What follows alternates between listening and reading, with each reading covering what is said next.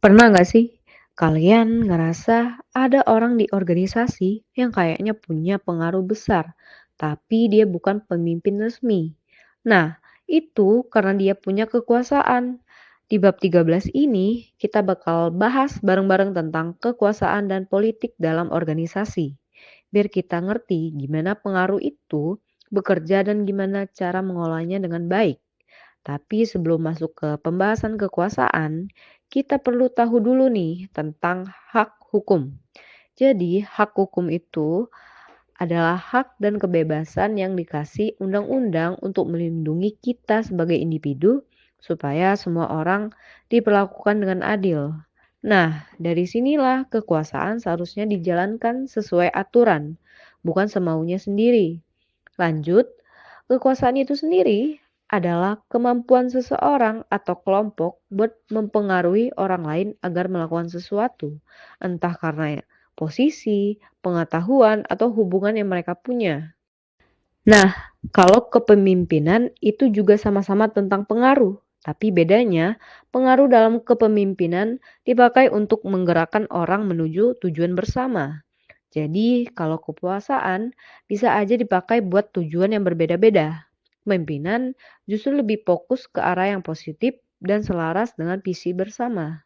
Intinya, dengan paham konsep ini, kita bisa jeli nih siapa yang punya pengaruh di organisasi, gimana mereka menggunakannya, dan apa dampaknya buat suasana kerja kita nanti. Sejatinya ada dua dasar kekuasaan. Yang pertama, kekuasaan formal. Kekuasaan ini berasal dari posisi seseorang, bisa lewat paksaan, imbalan, atau legitimasi jabatan. Sedangkan yang kedua ada kekuasaan pribadi. Kekuasaan ini muncul dari diri individu, seperti keahlian yang diakui atau pengaruh karena dikagumi. Nah, semua kekuasaan ini tidak lepas dari yang namanya kebergantungan. Kebergantungan sendiri muncul ketika sumber daya yang kalian miliki itu penting, langka, dan sulit digantikan. Kalau orang lain butuh apa yang kamu miliki, tapi tidak ada alternatif lain, otomatis kamu punya kendali yang lebih besar. Semakin tinggi kebergantungan itu, semakin kuat pula kekuasaan yang terbentuk. Materi selanjutnya, kekuasaan taktik atau power taktik. Di dalam sebuah organisasi, kekuasaan tidak hanya soal jabatan tinggi atau rendah, tetapi juga bagaimana seseorang menggunakan pengaruhnya untuk mencapai tujuan tertentu. Kekuasaan taktik itu adalah cara seseorang menerjemahkan kekuasaan menjadi tindakan yang nyata. Jadi, semacam strategi buat mempengaruhi orang lain. Kemudian ada beberapa jenis taktik yang umum dipakai, yang seperti yang misalnya pertama yaitu legitimasi. Seperti contohnya saya melakukan ini karena memang aturan perusahaannya seperti itu. Yang kedua ada bujukan rasional seperti meyakinkan orang lain dengan logika dan data yang ada. Yang ketiga ada daya tarik inspirasi dengan cara menggerakkan orang lewat semangat dan motivasi. Yang keempat ada konsultasi dengan mengajak orang lain terlibat biar mereka merasa punya andil dalam suatu kegiatan. Kemudian yang kelima ada pertukaran. Misalnya kalau kamu bantu saya, nanti saya bantu kamu juga. Kemudian yang keenam ada daya tarik pribadi, yaitu dengan memanfaatkan hubungan baik atau karisma seseorang.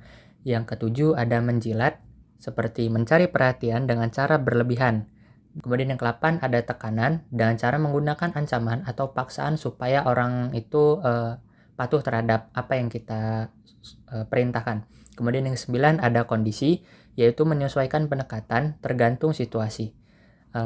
Kemudian dari kacamata perilaku organisasi, taktik-taktik ini bisa jadi positif kalau digunakan dengan etika dan kejujuran, tapi bisa jadi manipulatif kalau dipakai buat kepentingan pribadi tanpa peduli efeknya ke orang lain.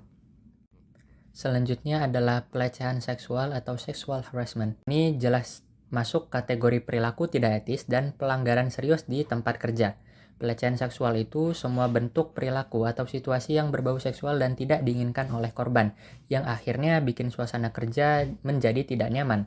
Bisa datang dari atasan, rekan kerja, bahkan bawahan. Tetapi biasanya muncul karena ada perbedaan kekuasaan. Misalnya, atasan yang mengiming-imingi promosi atau kenaikan gaji asal karyawan mau menuruti keinginannya, atau rekan kerja yang sering melontarkan komentar atau sentuhan tidak pantas di tempat kerja. Nah, selain melanggar hukum, hal ini bisa menghancurkan moral dan semangat kerja seseorang. Orang yang merasa dilecehkan bisa kehilangan rasa aman, bahkan memilih keluar dari organisasi. Jadi, dari perspektif perilaku organisasi, pelecehan ini bukan cuma masalah etika, tetapi juga mengganggu produktivitas dan budaya organisasi secara keseluruhan. Kemudian ada perilaku berpolitik atau political behavior. Jadi, perilaku berpolitik itu sebenarnya seperti gerakan di balik layar yang dilakukan orang dalam sebuah organisasi. Bukan sesuatu yang secara resmi jadi bagian dari tugas mereka, tapi bisa mempengaruhi siapa yang dapat keuntungan atau malah kerugian. Seperti misalnya begini, ada karyawan yang menahan informasi penting supaya cuma dia yang tahu, biar kelihatan lebih unggul di depan atasannya. Atau mungkin ada yang nyebarin rumor, gabung koalisi, atau bahkan melobi supaya keputusan tertentu berpihak pada dirinya atau timnya.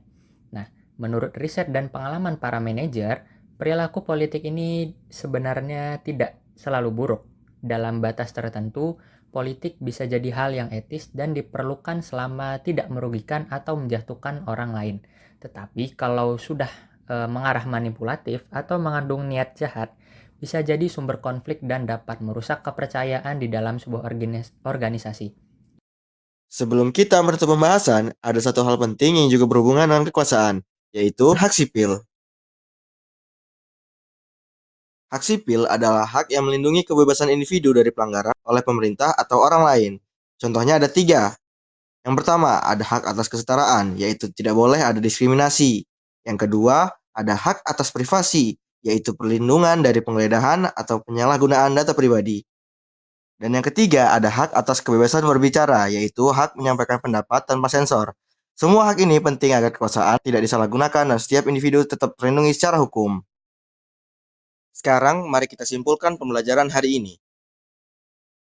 Kekuasaan adalah kemampuan seseorang, kelompok, atau organisasi untuk memengaruhi pihak lain agar bertindak sesuai dengan keinginannya. Kekuasaan tidak hanya soal jabatan, tapi juga tentang potensi pengaruh yang bisa diwujudkan melalui berbagai taktik. Kekuasaan yang efektif menciptakan kerjasama dan kepercayaan, tapi penyalahgunaannya bisa menimbulkan ketergantungan, pelecehan, dan konflik politik di organisasi. Oleh sebab itu, penting bagi setiap individu untuk menggunakan kekuasaan secara etis, adil, dan bertanggung jawab. Nah, untuk memastikan kalian benar-benar paham, yuk kita lihat poin evaluasi pembelajaran dari materi ini. Setelah mempelajari bab ini, kalian diharapkan mampu mendefinisikan kekuasaan dan membedakannya dari kepemimpinan. Menjelaskan 5 dasar kekuasaan, memahami peran ketergantungan dalam hubungan kekuasaan, mengidentifikasi 9 taktik memengaruhi dalam organisasi, menjelaskan hubungan antara pelecehan seksual dan penyalahgunaan kekuasaan, menjelaskan penyebab serta konsekuensi dari perilaku politik, dan yang terakhir menentukan apakah tindakan politik tertentu bersifat etis ataupun tidak. Jadi teman-teman, memahami kekuasaan bukan hanya tentang siapa yang punya wewenang, tapi bagaimana kekuasaan itu digunakan untuk menciptakan lingkungan kerja yang sehat, adil, dan produktif.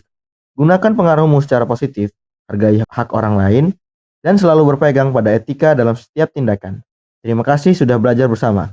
Sampai jumpa di video pembelajaran berikutnya.